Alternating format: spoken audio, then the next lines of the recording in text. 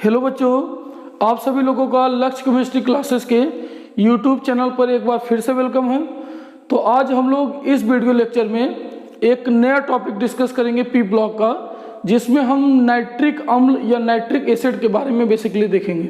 ठीक है, nitric acid के रिएक्शंस देखेंगे, ये होते क्या हैं, इसको एक एक करके हम समझते हैं। तो आइए स्टार्ट करते हैं। नाइट्रिक अम्ल,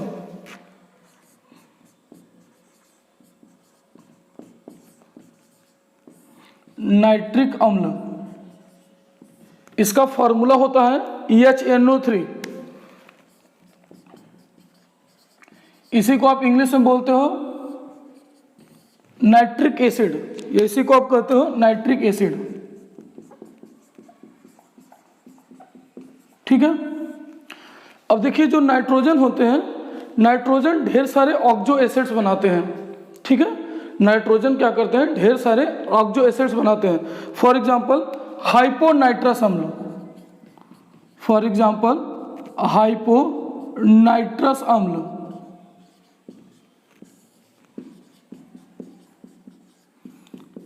H2N2O2 इसका फॉर्मूला होता है। ठीक है, H2N2O2 हाइपोनाइट्रस अम्ल का। एक होता है आपका नाइट्रस अम्ल, दूसरा आपका है नाइट्रस अम्ल, और इसका जो फार्मूला है ये होता है HNO2, इसको आप बोलते हो नाइट्रस अम्ल। और एक आपका तीसरा जो सबसे इंपॉर्टेंट है, इसका फार्मूला होता है नाइट्रिक अम्ल। अगला ऑक्सो एसिड्स है नाइट्रिक अम्ल, और इसका फार्मूला क्या होता है HNO3। ठीक है, तो ये सारे आपके क्या है, नाइट्रोजन के कुछ ऑक्सो एसिड्स हैं। कौन कौन से? तो हाइपोनाइट्रस अम्ल, जिसको आप बोलते हो H2N2O2, दूसरा होता है नाइट्रस अम्ल, जिसको आप बोलते हो HNO2, और तीसरा आपका जो सबसे इंपॉर्टेंट है पढ़ना है आपको, वो है नाइट्रिक अम्ल, जिसको आप बोलते हो HNO3। ठीक है, तो यह कुछ नाइट्रोजन के ऑक्सो एसिड्स हैं। 15 ग्रुप की हम अभी बात कर रहे हैं। ठीक है, तो नाइट्रोजन के कुछ ऑक्सो एसिड्स हैं, वो होते हैं हाइपोनाइट्रस अम्ल, नाइट्रस अम्ल, और तीसरा है आपका नाइट्रिक अम्ल। ठीक है, तो हम आज नाइट्रिक अम्ल का प्रिपरेशन देखेंगे इस वीडियो लेक्चर में।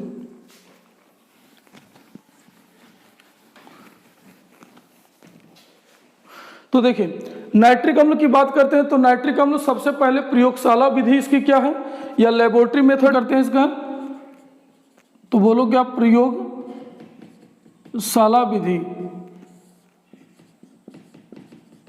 ठीक है, लेबोरेटरी मेथड। तो देखते हैं प्रयोगशाला विधि या लेबोरेटरी मेथड में किस प्रकार से प्रिपरेशन करते हैं। तो आपको प्रिपेयर क्या करना है, HNO3। तो देखो आपको दो चीज चाहिए, एक तो नाइट्रेट भी चाहिए और एक दूसरा हाइड्रोजन। ठीक है, तो इसके लिए H प्लस वही देगा जो कोई एसिड होगी। ठीक है, तो इसके लिए हम ले लेंगे क्या, एक एसिड, फॉर एग्जांपल H2SO4, और इस नाइट्रेट कंटेनिंग कोई कंपाउंड ले लेंगे, जैसे सोडियम नाइट्रेट। ठीक है, NaNO3, सोडियम नाइट्रेट NaNO3। तो क्या बनेगा, इस तरह से बनेगा आपका। आपको HNO3 चाहिए, तो ये जो आपका H2SO4 है, इसमें आपको मिल जाएगा एक हाइड्रोजन दे देगा H प्लस, और ये आपको यहाँ से मिल जाएगा NO3 माइनस। ठीक है, तो आपका बन जाएगा HNO3। तो क्या बना हमारा HNO3। अब प्लस में क्या हुआ, एक सोडियम यहाँ से मिलेगा आपको, और एक हाइड्रोजन यहाँ से खत्म हो गया, तो NaH और SO4। तो आप बोलोगे NaHSO4, जिसे आप बोलते हो सोडियम हाइड्रोजन सल्फेट। ठीक है, तो इसका प्रिपरेशन हम कराते हैं 200 से लेस देन 200 डिग्री सेल्सियस। ठीक है, 200 से कम टेम्परेचर होता है, तब आपका बनता है क्या, HNO3। अगर 200 से ज़्यादा हो जाएगा तो आपका सोडियम सल्फेट बन जाता है। ठीक है, इस बात का आप ध्यान रखिएगा। तो आपका HNO3, इसी को आप बोलते हो नाइट्रिक अम्ल,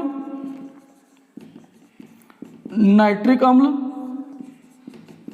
और यह जो है आपका, इसको आप बोलते हो सोडियम हाइड्रोजन सल्फेट। यह क्या है, यह है आपका sodium hydrogen sulphate, hydrogen sulphate.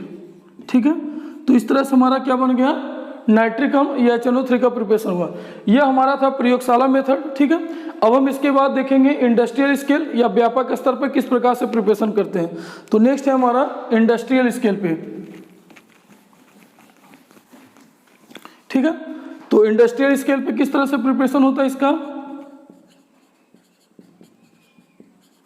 Industrial scale पे या इंडस्ट्रियल मेथड आप इसी को बोलते हो। ठीक है, इंडस्ट्रियल मेथड में किस तरह से प्रिपरेशन होता है, तो इसे सबसे पहले बनाया जाता है अमोनिया से, तो अमोनिया का करवाते हैं ऑक्सीडेशन, ठीक है, in the presence of catalyst.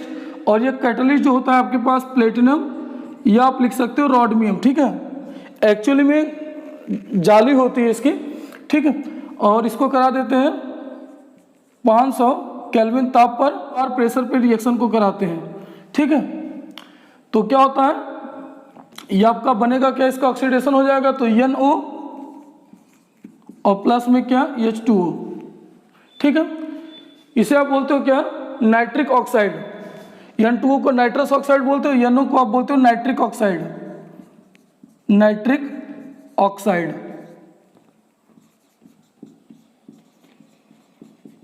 आए बात समझे।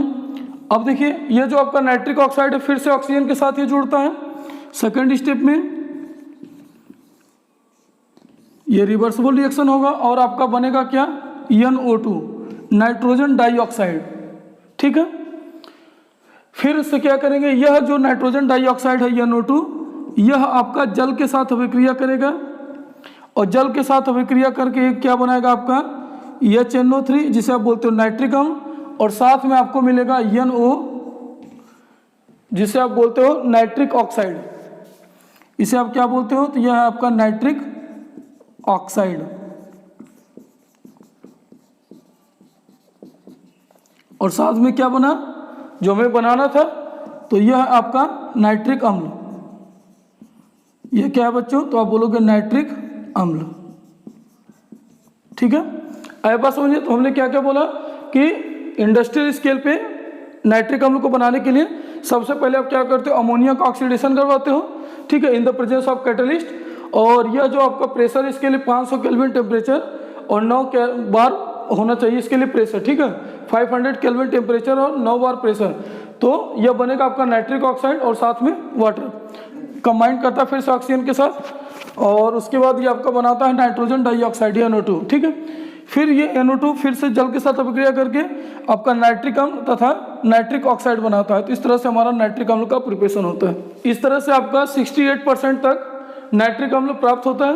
लेकिन फिर से अगर आप इसका निर्जलीकरण करा देते हो H2SO4 या सल्फ्यूरिक एसिड के साथ, तो आपका 98% तक आपका नाइट्रिक अम्ल मिल जाता है आपको, ठीक है। तो इस बात का आप ध्यान रखिएगा। तो पहला पॉइंट, यह रंगहीन द्रव होता है, रंगहीन द्रव होता है, इट इज कलरलेस लिक्विड, ठीक। दूसरा पॉइंट, इसकी जो संरचना होती है वो समतलीय होती है, ठीक है। तो HNO3 की जो संरचना होती है, तो HNO3 की संरचना कैसी होती है, तो आप बोलोगे समतलीय प्लेनर होती है, समतलीय, या जिसको आप बोलते हो प्लेनर होती है, प्लेनर होती है, ठीक है। अब देखिए कैसे बनाएंगे इसका स्ट्रक्चर, ध्यान दीजिएगा। तो आपके पास नाइट्रोजन एक है, तो ये बना लिया हमने नाइट्रोजन। ऑक्सीजन कितने हैं, 3, और एक यहाँ पे हाइड्रोजन है, ठीक है। तो 3 ऑक्सीजन को आप इस तरह से बनाएंगे, एक ऑक्सीजन ये हो गया, एक ऑक्सीजन ये 2, उसके बाद एक ऑक्सीजन ये 3, और इसके साथ में एक बना लीजिए हाइड्रोजन, ठीक है। ये तो रटने वाली बात होगी, बट इसको समझते होता कैसे है। आपको पता है कि जो नाइट्रोजन है, नाइट्रोजन का जब आप इलेक्ट्रॉनिक कॉन्फ़िगरेशन करते हो 7 का, तो आता है 2 और 5, मतलब इसके बाह्य कोश में कितने इलेक्ट्रॉन होते हैं, 5, ठीक है। तो 5 इसके बैलेंस इलेक्ट्रॉन होते हैं। तो ये देखिए 5 है, तो क्या होगा कि एक इस ऑक्सीजन के साथ बॉन्ड बनाने में खर्च करता है, फिर बचे इसके पास 4 इलेक्ट्रॉन। तो यह जो इलेक्ट्रॉन है पूरी तरह से इसको डोनेट कर देगा, तो 2 इलेक्ट्रॉन इधर खर्च हो गया, 2 इलेक्ट्रॉन इधर खर्च हो गया, 2 यहाँ 2 यहाँ 4, और एक इसके साथ बॉन्ड बनाने में, तो 5 इलेक्ट्रॉन। इस ऑक्सीजन की बात करें तो इस ऑक्सीजन ने 1 इलेक्ट्रॉन अपना इधर खर्च किया और 1 इलेक्ट्रॉन इधर खर्च किया, 2 इलेक्ट्रॉन। तो बचा कितना इलेक्ट्रॉन इसके पास, 4 इलेक्ट्रॉन, क्योंकि ऑक्सीजन के पास कितने होते हैं, यह ऑक्सीजन का एटॉमिक नंबर 8, 2 और 6, तो बाह्य कोश में कितने इलेक्ट्रॉन होते हैं, 6 इलेक्ट्रॉन, ठीक। अब देखिए इस ऑक्सीजन के पास कितने हैं, तो ऑक्सीजन ने अपना एक भी इलेक्ट्रॉन खर्च नहीं किया, तो इसके बाह्य कोश में कितने इलेक्ट्रॉन हैं, तो आप बोलोगे कुल 6 इलेक्ट्रॉन, ठीक है। तो इस तरह से इसका संरचना बनता है और यह प्लेनर स्ट्रक्चर होता है किसका, HNO3 का, ठीक है। नेक्स्ट पॉइंट हम बात करते हैं थर्ड,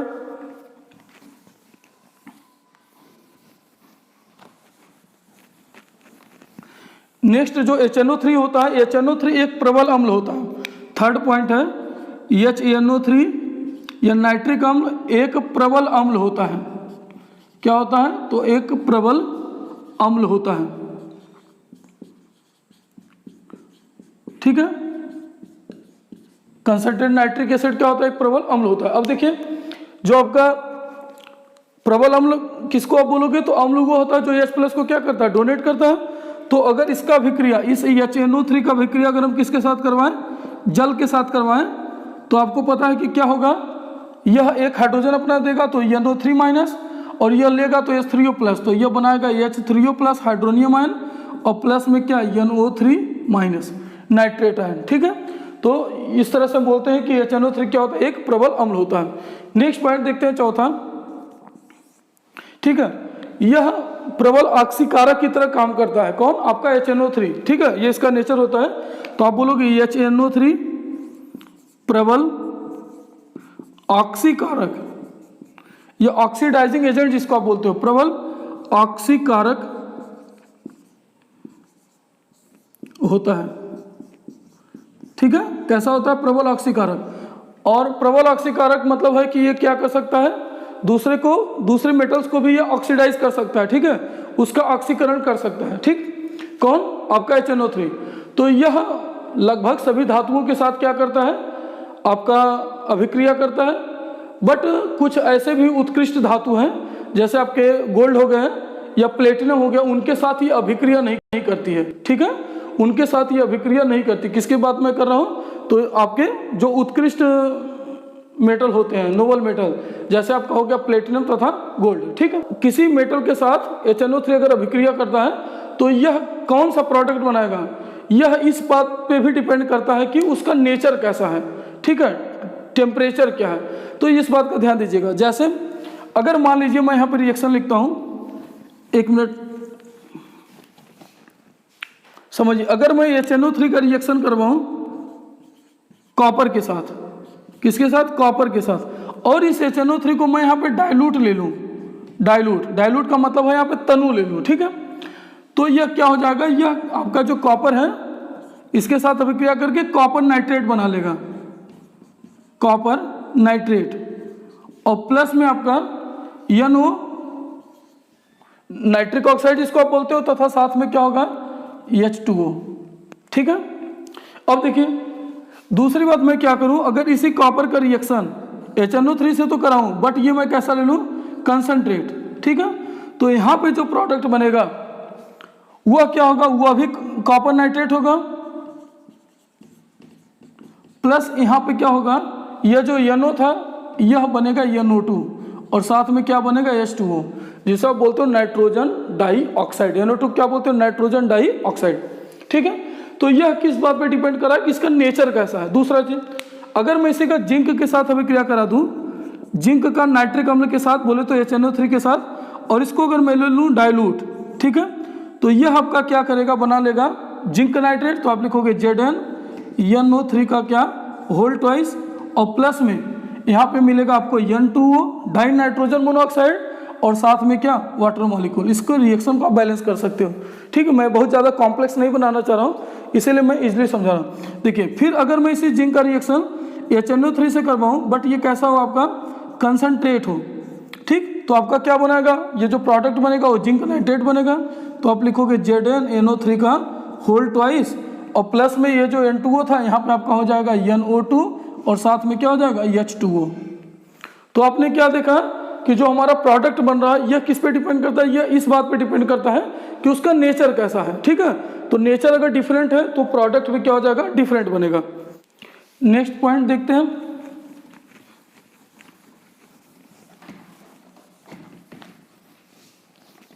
नेक्स्ट पॉइंट देखिए, जो आपका HNO3 होता है यह क्रोमियम तथा एल्यूमिनियम जैसे जो धातु होते हैं। ठीक है, तो जो आपका HNO3 होता है, नेक्स्ट पॉइंट है हमारा कि HNO3 या नाइट्रिक अम्ल, तो आप बोलोगे नाइट्रिक अम्ल क्रोमियम तथा एल्यूमिनियम, नाइट्रिक अम्ल क्रोमियम तथा एल्यूमिनियम जैसे धातु के साथ अभिक्रिया नहीं करता है। ठीक है, तो एल्यूमिनियम के साथ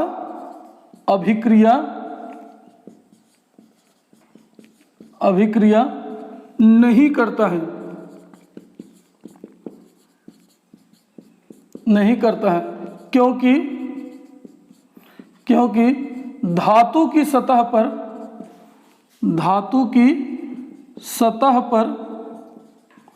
ऑक्साइड की परत बना लेता है।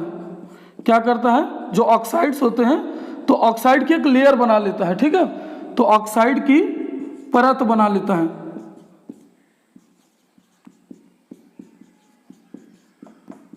ठीक है, इस बात का आप ध्यान रखिएगा कि ये जो HNO3 है, जो नाइट्रिक अम्ल है, यह प्रबल ऑक्सीकारक तो है, बट ये क्रोमियम तथा एल्यूमिनियम धातु के साथ क्या करता है, अभिक्रिया नहीं करता। क्यों? क्योंकि धातु की सतह पर ऑक्साइड की परत बना लेती है, लेयर का फॉर्मेशन हो जाता है। ठीक है, इसलिए नाइट्रिक अम्ल इसके साथ अभिक्रिया नहीं करता।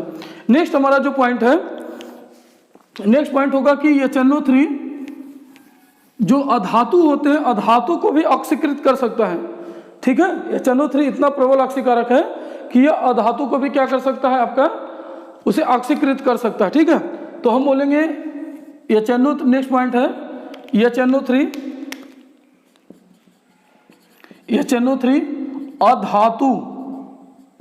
अधातु मीन्स होता है नॉन मेटल। ठीक है, नॉन मेटल को भी क्या कर सकता है, ऑक्सीकृत कर सकता है, ऑक्सीकृत कर सकता है। ठीक है, एक एक कॉन्सेप्ट को समझिए, सारी बातें समझ आएगी। देखिए, यह आयोडीन को आयोडिक एसिड में, अगर कोई आयोडीन है, ठीक है, अभी हम एक एक करके समझाएंगे, आयोडीन को किस में कन्वर्ट कर लेता है, तो आयोडिक एसिड में, जिसे आप बोलते हो आयोडिक अम्ल में कन्वर्ट कर देता है। ठीक है, कार्बन को कार्बन डाइऑक्साइड में, इसी तरह आपका फास्फोरस, अगर सल्फर है तो सल्फर को सल्फ्यूरिक एसिड में, और अगर कोई फास्फोरस है तो फास्फोरस को फास्फोरिक एसिड में कन्वर्ट कर देता है। ठीक है, एक एक करके सबको हम देखेंगे, सबके फार्मूले को समझेंगे। तो आयोडीन को आयोडिक एसिड में, ठीक है, अगर कोई आयोडीन है सपोज करो तो इसको आयोडिक एसिड में, ठीक है, आयोडीन को आयोडिक एसिड में कन्वर्ट कर देगा, कार्बन को कार्बन डाइऑक्साइड में, सल्फर को सल्फ्यूरिक एसिड में, तथा फास्फोरस को फास्फोरिक अम्ल में क्या करता है, कन्वर्ट करता है। अब एक एक करके देखते हैं इसके रिएक्शंस को। ठीक है, देखिए, जैसे मैंने बोला कि आयोडीन है, ये आपका आयोडीन है, अगर HNO3 इसके साथ अभिक्रिया करता है तो यह क्या करता है, HiO3 प्लस NO2 और प्लस किस में, वाटर में चेंज हो जाता है। ठीक है, तो हम देख रहे हैं कि आयोडीन किस में कन्वर्ट हो रहा है, आयोडिक अम्ल में। दूसरा है, अगर हम कार्बन के साथ अभिक्रिया करा दें इस HNO3 का, तो यह जो HNO3 है इस कार्बन को क्या कर देगा, कार्बन डाइऑक्साइड में, प्लस यहाँ पे बनेगा आपका NO2 और क्या होगा, H2O में परिवर्तित हो जाएगा। तीसरा पॉइंट है, अगर इसी का हम सल्फर के साथ अभिक्रिया कराएं तो यह क्या होता है, NO3 के साथ अगर आप अभिक्रिया कराते हो तो यह आपका बनाएगा क्या, H2SO4 और प्लस में आपका NO2 और साथ में क्या लिखोगे, H2O। ठीक है, अगला, अगर आप फास्फोरस के साथ अभिक्रिया करते हो और अगर इसका HNO3 के साथ आप अभिक्रिया कराते हो तो H3PO4, ठीक है, जिसे आप बोलते हो ऑर्थोफॉस्फोरिक अम्ल। ठीक, इसका नाम है ऑर्थोफॉस्फोरिक अम्ल। प्लस होता है NO2 नाइट्रोजन डाइऑक्साइड और प्लस में क्या, H2O में परिवर्तित होगा। उपयोग, तो नेक्स्ट है हमारा उपयोग, जिसे आप बोलते हो यूजेस। ठीक है, तो हम अब देखते हैं कि इसके यूज क्या क्या है नाइट्रिक अम्ल के। तो पहला पॉइंट, यह कुछ उर्वरक या जो फर्टिलाइजर होते हैं, फर्टिलाइजर बनाने में, जैसे आपका अमोनियम नाइट्रेट, ठीक है, जैसे आपका अमोनियम नाइट्रेट के बनाने में यूज होता है। यह हो गया आपका फर्स्ट पॉइंट। ठीक, नेक्स्ट दूसरा पॉइंट देखते हैं, यह आपका कुछ एक्सप्लोजिव बनाने में यूज होता है, जिसे आप विस्फोटक बोलते हो, जैसे नाइट्रोग्लिसरीन या ट्राइनाइट्रोटॉल्यूइन। ठीक है, तो एक्सप्लोजिव या विस्फोटक आप जिसे बोलते हो, तो नाइट्रोग्लिसरीन बनाने में, नाइट्रोग्लिसरीन बनाने में यूज होता है, तथा ट्राइनाइट्रोटॉल्यूइन बनाने में, तथा ट्राइनाइट्रोटॉल्यूइन बनाने में यूज करते हैं। ठीक है, तो नाइट्रोग्लिसरीन तथा ट्राइनाइट्रोटॉल्यूइन बनाने में यूज होता है। सेकंड पॉइंट होगा। तीसरा, इसका रॉकेट ईंधनों या फ्यूल्स में भी यूज करते हैं, नाइट्रिक अम्ल का, तो आप बोलोगे रॉकेट फ्यूल या रॉकेट ईंधन में उपयोग किया जाता है। ईंधन या इसी को बोलते हो आप फ्यूल में उपयोग करते हैं, ठीक है। तो ये हमने देखा कि नाइट्रिक अम्ल का प्रिपरेशन इंडस्ट्रियल स्केल पे किस तरह से करते हैं और आपका लेबोरेटरी मेथड क्या होता है, इसके रिएक्शंस क्या क्या हैं और इंपॉर्टेंट रिएक्शंस के बारे में और इसकी प्रॉपर्टीज़ के बारे में हमने डिस्कस किया, ठीक है। तो आज के वीडियो में बस इतना ही। अगर आपको वीडियो अच्छा लगे, कॉन्सेप्ट समझ में आया तो प्लीज़ चैनल को लाइक करिए, सब्सक्राइब करिए तथा अपने फ्रेंड के साथ शेयर करिए और थोड़ा थोड़ा पढ़ते रहिए। Thank you.